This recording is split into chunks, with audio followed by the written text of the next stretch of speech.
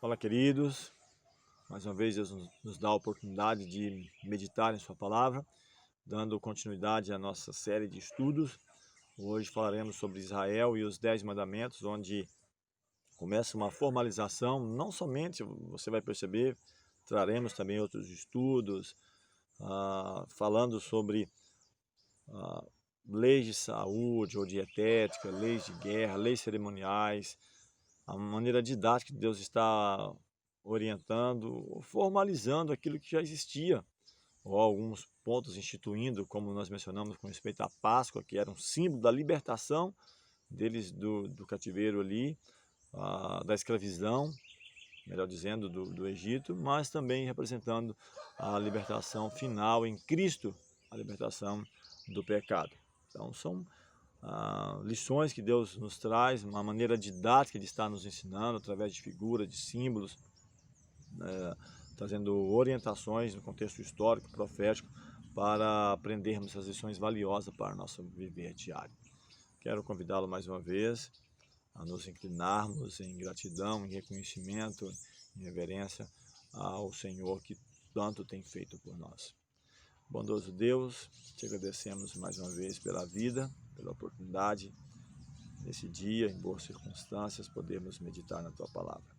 Dá-nos a Tua graça, a Tua paz, é um assunto deveras importante, como todo estudo da Tua palavra, onde fala sobre os 10 mandamentos e a aplicação, não somente no contexto de Israel, mas de todas as pessoas. Dá-nos a Tua paz, a Tua graça, te pedimos essas bênçãos em nome de Jesus. Vamos lá então.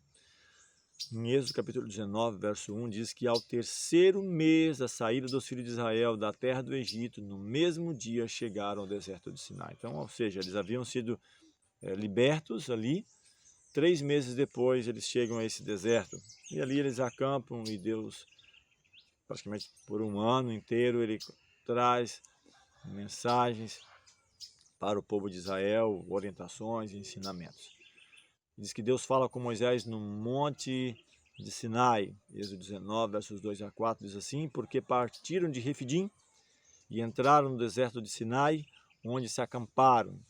Israel, pois, ali se acampou em frente ao monte, e subiu Moisés a Deus, e o Senhor o chamou do monte, dizendo: assim falarás à casa de Jacó, e anunciarás aos filhos de Israel: vós tendes visto o que fiz aos egípcios, como vos levei sobre asas de águia e vos trouxe até mim. Então Deus está chamando a atenção para ele, quem é o Senhor, o Criador de todas as coisas, que cumprindo a profecia que havia sido feita 400 e poucos anos antes, ele cumpre, ele tira Israel do Egito, trazendo ali, como eu mencionei, juízo aos seus deuses, aquilo que eles criam, mostrando, não simplesmente para Deus mostrar a sua superioridade, Deus não precisa disso, mas de mostrar para eles, chamar a adoração para o Deus verdadeiro, o Deus criador de todas as coisas. Então Deus é muito longânimo, Ele deu 400 anos de arrependimento, não somente para os egípcios, mas também para os cananeus, que estavam em sua idolatria.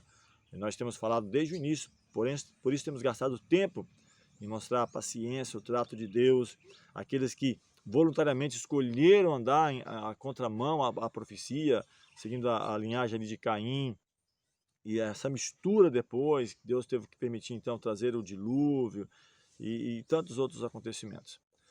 Aqui mais ainda ele fala, versos 5 e 6 do capítulo 19, agora, pois, se diligentemente, se ouvirdes a minha voz e guardardes a minha aliança, então sereis minha propriedade peculiar dentre todos os povos, porque toda a terra é minha, e vós me sereis um reino sacerdotal e povo santo.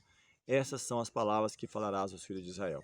E aqui eu quero até abrir um parênteses, não é simplesmente uma mensagem de exclusividade para Israel. Então eles foram chamados, tinham um propósito, tinham uma missão, mas para levar a mensagem a todas as nações, uma mensagem de adoração ao Deus único, ao Deus verdadeiro.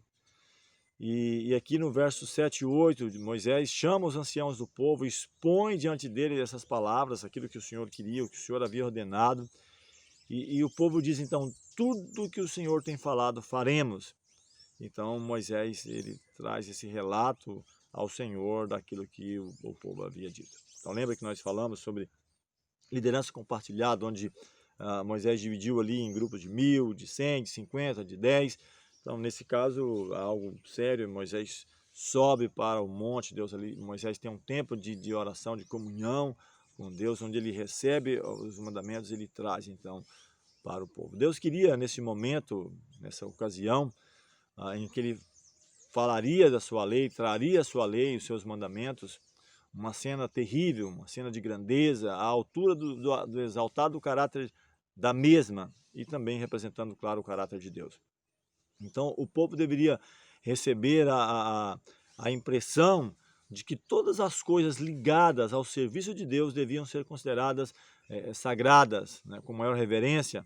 E Moisés, então, orienta o povo: santifica hoje, amanhã, ele diz, lavem eles os seus vestidos e estejam prontos para o terceiro dia. Então, 3 dias, né, de preparo, de uma purificação, não simplesmente, quem sabe, da parte exterior, mas interior, dos pensamentos, do coração.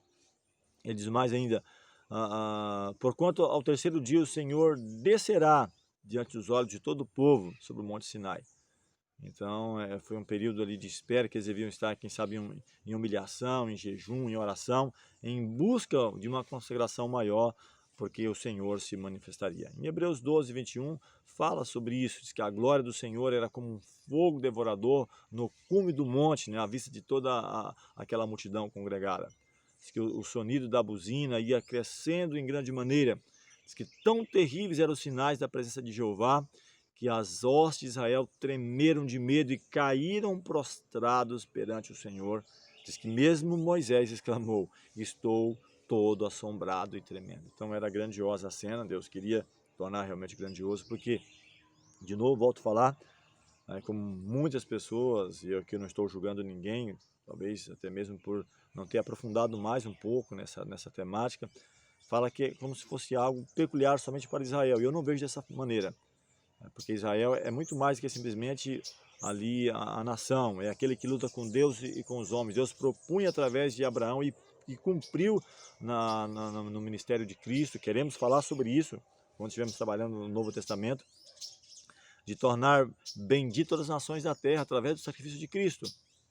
Então havia uma mensagem: desejar todas as nações, derribando a parede de separação entre uns e outros. Então essa mensagem era muito mais do que para Israel, simplesmente.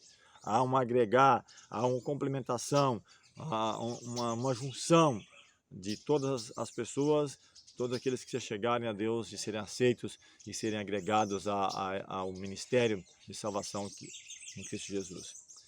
Aqui então, em Deuteronômio 33, versos 2 a 3, diz que o Senhor veio de Sinai, foi subindo de Seir, resplandeceu desde o Monte Parã, e veio com 10 milhares de seus santos à sua direita.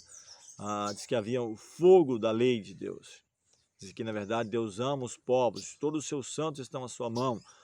Postos serão no meio entre os teus pés, e cada um receberá as tuas palavras. Como eu mencionei, então era algo muito mais que simplesmente para Israel.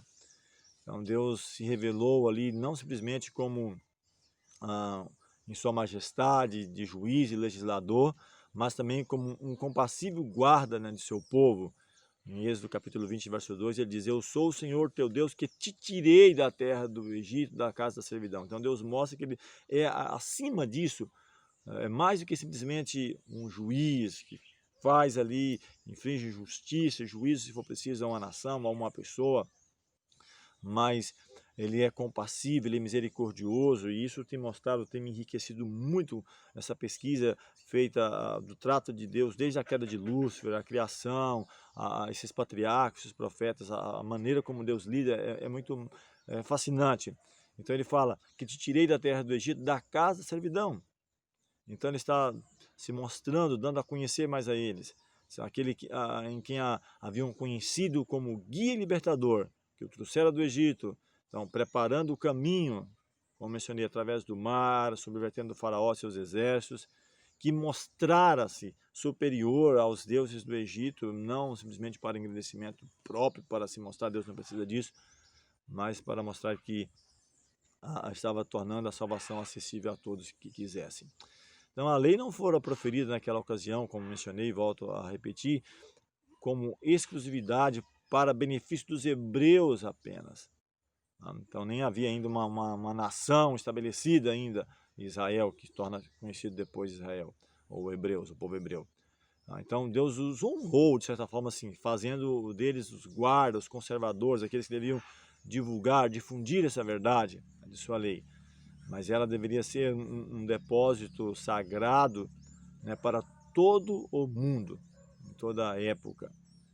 Então, os preceitos do Decálogo, dos 10 mandamentos, 2 tábuas de pedra representando a eternidade, onde na primeira representa a nossa obrigação para com Deus e na segunda para com o próximo, 10 preceitos breves, compreensíveis, dotados de autoridade. Então, abrange ou deve abranger os deveres do homem para com Deus e com os seus semelhantes. Tanto é que o próprio Cristo ele fala, destes 2 mandamentos depende toda a lei, amor a Deus e amor ao próximo. Se você for verificar, é justamente isso. Então, quando eu amo a Deus, eu guardo os 4 primeiros. Quando eu amo o próximo, eu guardo os outros 6. Então, é objetivo, é direto. Então, é importante entender isso. 10 preceitos, mas que abrange tudo o que necessitamos no aspecto de nossa obrigação para com Deus e também para com o homem. Ele diz aqui, amarás o Senhor teu Deus de todo o teu coração, de toda a tua alma, de todas as tuas forças, de todo o teu entendimento e ao teu próximo a ti mesmo. Lucas 10, verso 27, fala sobre isso. Que, aliás, é uma citação de Deuteronômio que fala justamente isso. Então, Cristo não está fazendo nada mais, nada menos que citar Deuteronômio 6, verso 4 e também 5, Levítico 19, 18, onde fala justamente sobre isso. Os 10 mandamentos são princípios apresentados menorizadamente, né, bem detalhado ali, mas de maneira objetiva, sintetizada e aplicáveis a qualquer época, em qualquer nação, pode ser aplicado esses 10 mandamentos. Então não muda, eles não têm prazo de validade. E aí no verso 3 Deus começa então a trazer as orientações. Ele diz, não terás outros deuses diante de mim. Então, Jeová, o eterno, existente por si mesmo, incriado, posso colocar assim, Deus, estou falando do soberano, do eterno, ou como muitas vezes nós conhecemos como Deus, ou o Pai, o próprio Cristo aplica isso, incriado, originador de todas as coisas, mantenedor de todas as coisas, diz que ele é o único que tem direito à reverência e cultos supremos. Então, ele proíbe-se ao homem conferir qualquer outro objeto o primeiro lugar em suas afeições ou serviço. O que quer que acariciemos, que tende a diminuir o nosso amor para com Deus ou se incompatibilize com o culto a Ele devido, disso fazemos um Deus. É claro que aqui nós estendemos também essa adoração a Cristo, porque é do agrado de Deus que assim fosse. Então Cristo também deve ser adorado tanto quanto o Pai, porque em essência também Ele é Deus. Então, Cristo diz em João 17, versos 2 a 3, que a vida eterna é essa, que te conheça a ti como o único Deus verdadeiro, é Jesus a quem enviaste. Então diz assim, como o Pai tem vida em si mesmo, deu ao Filho ter vida em si mesmo. Ele é a expressa imagem de sua pessoa. E falar sobre imagem, o segundo mandamento fala sobre isso. Não farás para ti imagem de escultura, nem alguma semelhança do que há em cima nos céus, nem embaixo da terra, nem nas águas debaixo da terra. Não te encurvarás a elas, nem as servirás. Então, o segundo mandamento, ele proíbe o culto ao verdadeiro Deus por meio de imagem, semelhança, mesmo que seja de algo do céu, que eu possa trazer uma imagem, querendo representar Deus. Não é dessa maneira. Deus não quer que seja assim. Abraão foi reconhecido como aquele que adorava um Deus, mas que não era representado por uma imagem. Qualquer imagem que trouxemos, ela não revela, não manifesta a glória de Deus. Qualquer tentativa de representar o eterno por meio de objetos materiais rebaixaria, né, a concepção do homem acerca de Deus. Então a mente ela desviaria, né, dessa perfeição infinita de Deus e atrairia a atenção para a criatura ao invés do Criador. Terceiro mandamento, isso tudo está em Êxodo capítulo 20, agora verso 7. Não tomarás o nome do Senhor teu Deus em vão, porque o Senhor não terá por inocente aquele que tomar o seu nome em vão. Então este mandamento aqui nos proíbe de falsos juramentos, juras, né, comuns muitas vezes, né, que nós fazemos em nome de Deus, ou querendo colocar o nome de Deus em pauta para dar poder ao que nós estaremos falando. ou usar o nome de Deus de maneira leviana ou descuidada, sem atentar, né, para a sua terrível significação, pela a precipitada menção do nome de Deus em nossas conversas comuns, em piadas, em conversas triviais. Aliás, no Salmo 1 fala sobre isso: bem-aventurado o varão que não anda segundo o conselho dos ímpios, não se detém no caminho dos pecadores e nem se assenta na roda dos escarnecedores. Antes tem o seu prazer na lei do Senhor, e na sua lei medita de dia e de noite. Então é muito sério isso. Precisamos estar atentos a nossas palavras dia a dia. E aqui o quarto mandamento, ele fala: lembra-te do dia do sábado para o santificar. 6 dias trabalharás e farás toda a tua obra, mas o sétimo dia é o sábado do Senhor teu Deus. Não farás nenhuma obra, nem tu, nem teu filho, nem a tua filha, nem o teu servo, nem a tua serva, nem o teu animal, nem o teu estrangeiro que está dentro das tuas portas, porque em 6 dias fez o Senhor os céus e a terra, o mar e tudo que neles há, e ao sétimo dia descansou. Portanto, abençoou o Senhor o dia do sábado e o santificou. Êxodo capítulo 20, versos 8 a 11.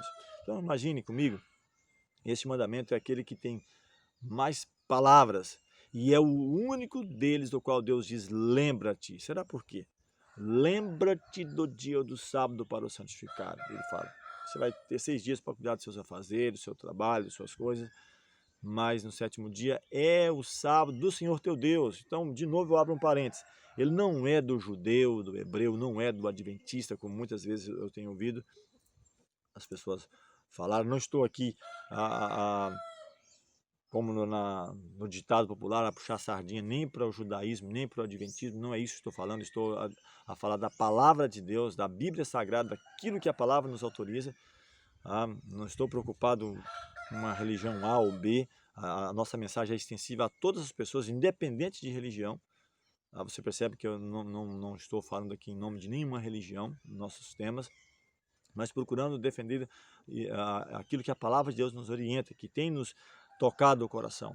E aqui diz que nem o teu servo, nem o teu estrangeiro, nem o teu animal. Agora, por que isso? Então, o sábado aqui não é apresentado como uma nova instituição. Então, preste bem atenção, onde Deus vai buscar as raízes.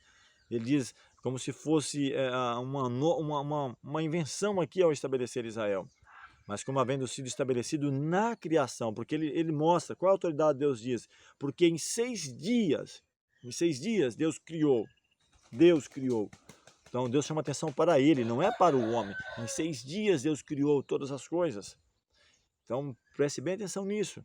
Lembra-te para santificar, porque em 6 dias Deus criou todas as coisas. Ele deve ser lembrado e observado como memória, ou em memória da obra do Criador. Então ele aponta para Deus como aquele que fez o céu, a terra e o mar. Ele distingue o verdadeiro Deus de todos os falsos deuses. Todos que guardam o sétimo dia dão a entender por este ato que são adoradores de Jeová. Então é algo muito sério e que vai fazer diferença em nossos dias. Então por isso que eu estou chamando a atenção, estou destacando, isso vai fazer diferença em nossos dias. Isso vai voltar de novo a estar no palco, a fazer a diferença entre o falso e o verdadeiro. Então grave isso.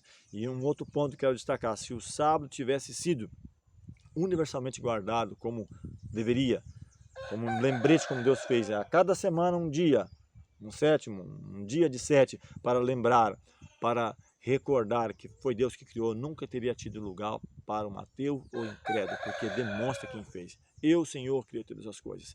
Fui eu que fiz.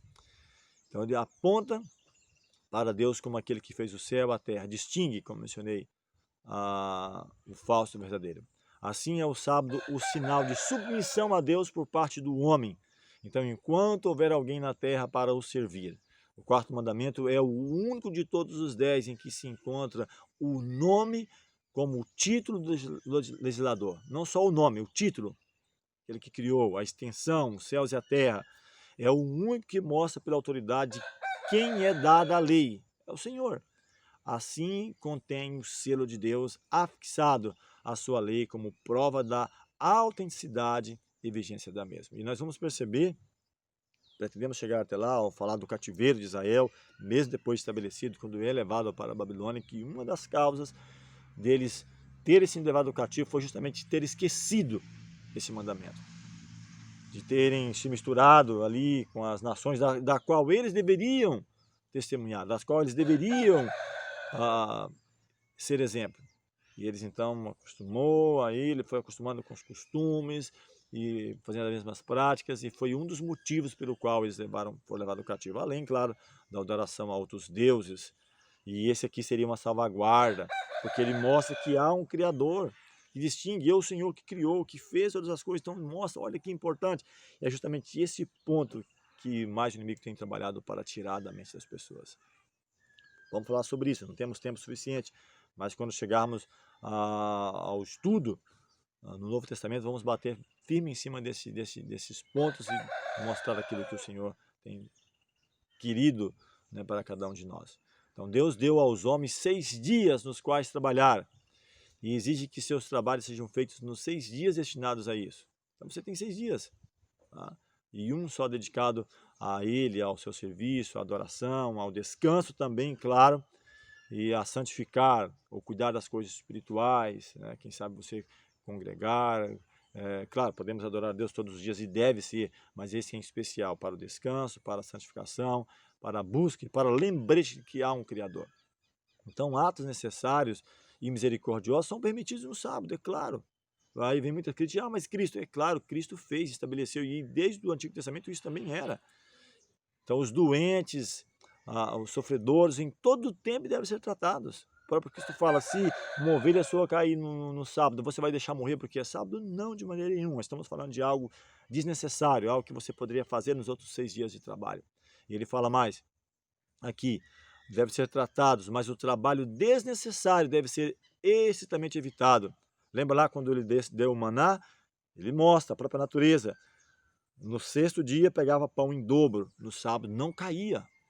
Por que será? Deus estava mostrando a importância desse mandamento. E ele fala mais, eu vou fazer menção de Isaías 58, verso 13. Diz o texto, se desviares o teu pé do sábado e de fazer a tua vontade no meu santo dia, se chamares ao sábado deleitoso e santo dia do Senhor, digno de honra, e o honrares, não seguindo os teus caminhos, nem pretendendo fazer a tua própria vontade. Então ele diz, eu te sustentarei com a herança do teu pai Jacó, porque a boca do Senhor o disse. Então o que ele convida você e a mim? Ele não menciona igreja, não menciona judaísmo, islamismo, cristianismo, nenhum ismo. Ele menciona, se desviares o pé do sábado, de fazer a tua vontade, de cuidar dos teus próprios interesses, as tuas próprias palavras. Mas se você procurar fazer aquilo que é agradável ao Senhor, então ele vai nos sustentar com a herança do pai Jacó. E já era uma mensagem, Isaías, que é até considerado um profeta messiânico, que falou tanto de Cristo, mas também falando dos gentios, a salvação aos gentios. Isaías 56 fala sobre isso também, não diga ali o eunuco, aquele que se chegar ao Senhor, todos aqueles é acessível, a casa do Senhor, ele fala nesse texto, será chamada a casa de oração para todos os povos, era extensiva a eles, por isso que eu estou batendo essa tecla, não é uma mensagem só para Israel, é uma mensagem para o mundo precisa ouvir essa mensagem, de guardar os mandamentos de Deus, e em especial esse mandamento que está esquecido, está jogado por terra. E ali então a gente fecha os 4 primeiros, adoração ao Deus eterno, não tomar o nome dele em vão, aquele diz mais, não fazer imagens e lembrar do sábado. Então os primeiros 4 mandamentos têm a ver com a adoração a Deus, com o nosso trato com Deus. E os outros 6 em relação ao homem. Por isso que Cristo divide amor a Deus e amor ao próximo. Então agora entrando na segunda tábua dos mandamentos, Êxodo capítulo 20, verso 12, diz assim, honra teu pai e a tua mãe, para que se prolongue os teus dias na terra que o Senhor teu Deus te dá. Então, olha, e Paulo até faz menção, é o primeiro mandamento com promessa. Abrindo aqui agora a segunda tábua, que tem a ver com os mandamentos, adoração, não a adoração ao homem, mas a nossa responsabilidade, o nosso dever para com o homem. Primeiramente os 4 para com Deus e agora para com o nosso próximo. Então, o que isso está mostrando para nós? Que os pais têm direito ao amor e respeito em certo grau que a nenhuma outra pessoa é devido. Primeiramente, para com nossos pais. Então, o próprio Deus que pôs sobre eles essa responsabilidade, né, pelas almas confiadas aos seus cuidados. Então, eu tenho 3 filhos, eu tenho essa responsabilidade para com eles de orientá-los, de ensinar. Não quer dizer que eles vão seguir. Chega um tempo que eles vão tomar a decisão deles próprios, mas o meu papel é ensinar e deles também de obedecer. E diz mais ainda aqui, comentários, que durante os primeiros anos é colocado nós, quem sabe, como um papel ali de Deus aos nossos filhos, de mostrar, de demonstrar esse cuidado de Deus para com o ser humano. Então, aquele que rejeita a lícita autoridade de seus pais, rejeita também a autoridade de Deus. Então, o 5º mandamento exige que os filhos não somente tributem respeito, submissão e obediência aos seus pais, mas também lhes proporcionem amor e ternura, aliviem seus cuidados e zelem de seu nome e socorro e console na velhice. Então, nós temos responsabilidade muito mais do que simplesmente obedecer quando estamos em sua casa. Muitos jovens, 18 anos eu vou seguir minha vida. Acho que já é dono do nariz, né, que resolve todas as coisas. Eu acho que todos os jovens pensam isso muitas vezes. Eu quero ser maior de idade, eu quero mandar na minha vida. Mas nossa responsabilidade para com nossos pais vai além disso, até mesmo na velhice, de cuidar, né, de zelar. É muito importante. E eu mencionei, mas eu quero trazer o texto, Efésios 6, verso 2, onde Paulo fala assim: este é o primeiro mandamento com promessa, para que viva bem, né, sobre a terra, tenha muitos anos de vida. Então, para Israel, esperando em breve entrar na terra de Canaã, era um penhor, era uma garantia ao obediente de uma vida longa naquela boa terra, terra que mana leite e mel. Mas, como nós mencionamos, ela tem uma significação mais ampla, incluindo todo Israel de Deus. E aí não é só Israel literal, é para todas as famílias da terra, né, prometendo vida eterna sobre a terra, quando essa estiver livre da maldição do pecado. Então, como nós mencionamos, até mesmo a Páscoa representava mais do que a libertação do cativeiro egípcio, é a libertação final. Não matarás, Êxodo 20, verso 13. Então, todos os atos, ele é breve, não matarás. E aí eu vou me aprofundar mais. Todos os atos de injustiça que tendem a abreviar a vida, o espírito de ódio e vingança, a condescendência de qualquer paixão que leve a atos ofensivos a outra pessoa, ou nos faça mesmo desejar-lhes mal, isso está ferindo esse mandamento. Não é tirar a vida em si, talvez matamos muitas vezes a esperança, a fé das pessoas com nossas palavras, ferimos, né? Porque diz o texto, pois qualquer que aborrece a seu irmão é homicida. Então, uma negligência egoísta de cuidar dos necessitados e sofredores, então toda condescendência própria ou desnecessária privação ou trabalho excessivo com a tendência de prejudicar a saúde, todas essas coisas são em maior ou menor grau violação do 6º mandamento. Então, seja comigo mesmo, trabalho excessivo, descanso excessivo, tudo excessivo, até mesmo em relação ao conhecimento, não saibais mais aquilo que convém.